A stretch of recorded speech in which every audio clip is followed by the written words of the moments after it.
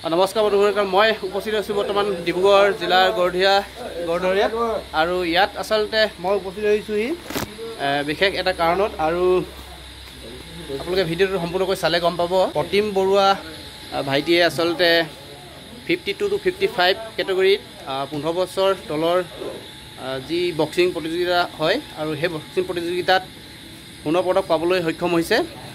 নয়দাত যি national boxing championship অনুষ্ঠিত হ'ব আৰু তাত অসমৰ হৈ খেলিবলৈ পাইছে। আৰু বলক তেনেহ'লে তেওঁলোকৰ লগত অলপ কথা পাতোঁ। এইফালে আছে তেখেতৰ দেউতাক আৰু নাতি আছে। আৰু আচলতে তেখেতে কেনেধৰণে আগবাঢ়িলে প্ৰথম ষ্টাৰ্টিং পৰা ক'ব নেকি? একচুৱেলি প্ৰথম বক্সিঙত জইন হৈছিলে 2022 চনৰ আগষ্ট মাহত। তাৰ পৰা আমাৰ বক্সিং ষ্টাৰ্ট হৈছিলে ইয়াৰ।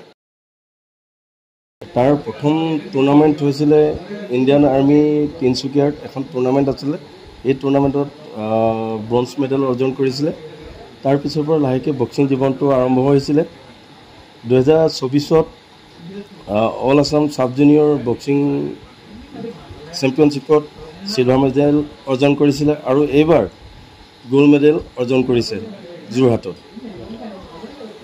আৰু নেক্সট গেম আছে নয়দাত, অসম হৈ ৰিপ্ৰেজেণ্ট কৰিব। 7 তাৰিখৰ পৰা গেম আছে নয়দাত। আৰু তেখেতে ধৰক এতিয়া যিখিনি খেল কৰি আছে তাত কিবা আপোনালোকৰ আৰ্থিকভাৱে কিবা ক'ব পৰা সহায় পাইছে নেকি আপোনালোকে? আৰ্থিকভাৱে তেনেকৈ কাৰোৰ পৰা সহায় পোৱা নাই। যিখিনি নিজস্বভাৱে কৰি থকা হৈছে। অসম চৰকাৰৰ পৰা বা কিবা নাই তেনেকুৱা ধৰণৰ নাই। বৰ্তমান কিহত পঢ়ি আছে? ক্লাছ 9ত পঢ়ি আছে। কোন স্কুলত? আমাৰ গড়ধৰীয়া। হয় হয়। তেখেতলোকে আচলতে নিজৰ কষ্টৰ ফলতে আচলতে এনেধৰণৰ সফল হ'বলৈ সক্ষম হৈছে আচলতে। আৰু দেউতাকে যিখিনি নিজৰ পৰিশ্ৰমে আচলতে গোটেইখিনি কৰিছে। আৰু মাতৃৰ পৰা কিছু জানিব বিচাৰিম, আচলতে আজি ল'ৰা ইমানখিনি পাবলৈ সক্ষম হৈছে আৰু অসমৰ হৈ যিহেতু নয়দাত খেলিবলৈ পাইছে, আপোনাৰ অনুভৱ কেনেকুৱা? মোৰ খুবেই ভাল লাগিছে যে মোৰ ল'ৰাটো ইমানখিনি আগবাঢ়িছে। মই ভাবোঁ যে ভৱিষ্যতলৈ এনেকৈ আগবাঢ়ি যাওক। আৰু তোমাৰ এনেই নয়দাত যেতিয়া খেলিব যাবা, তোমালৈ শুভেচ্ছা থাকিল আমাৰ ফালৰ পৰা।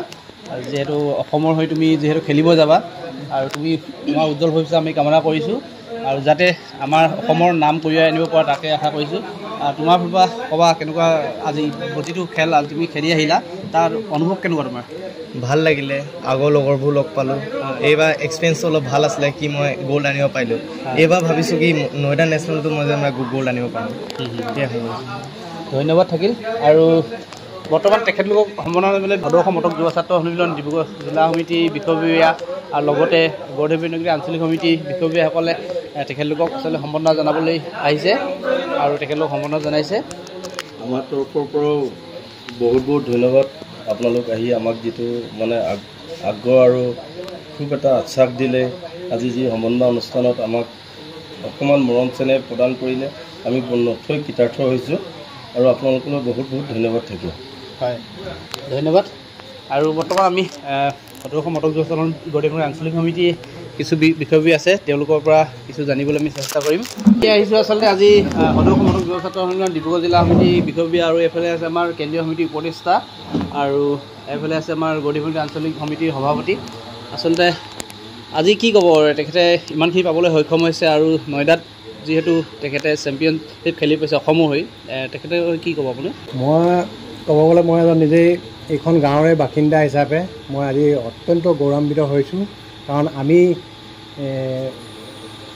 যেতিয়াৰ পৰা আমি জনা বুজা হ'লোঁ তেতিয়াৰ পৰাই এই অঞ্চলত কোনোজন ল'ৰাই মুঠতে তেনেকুৱা ধৰণৰ খেল খেলি স্বৰ্ণ পদকেই হওক বা যিকোনো পদক অৰ্জন কৰিবলৈ সক্ষম হোৱা নাই।